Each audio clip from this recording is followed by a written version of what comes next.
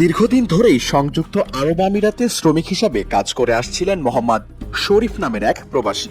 তবে তাতে খুব একটা ভাগ্যের বদল ঘটেনি তার। তাই স্বপ্ন পূরণের আশায় আবুধাবির মিলিয়ন দিরহাম বিগ টিকিট রাফেল ড্রতে টিকিট কিনেছিলেন তিনি, আর তাতেই খুলে গেছে ভাগ্য। আবুধাবির বিগ টিকিট রাফেল ড্রতে গ্র্যান্ড পুরস্কার জিতেছেন তিনি, আর সেই পুরস্কার হিসেবে পেয়েছেন 15 মিলিয়ন দিরহাম, যা বাংলাদেশি মুদ্রায় প্রায় 45 কোটি টাকা।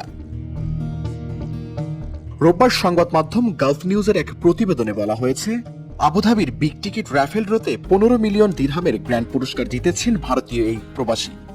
মোহাম্মদ শরীফ নামের ওই প্রবাসী আমিরাতের বিজনেস বেতে প্রকিউরমেন্ট কর্মকর্তা হিসেবে কর্মরত আছেন। 1 বছরের বেশি সময় আগে অনলাইনে বিগ টিকিট কিনেছিলেন তিনি। তার অন্য 20 সহকর্মীকে নিয়ে যৌথভাবে এই টিকিট কিনেছিলেন শরীফ।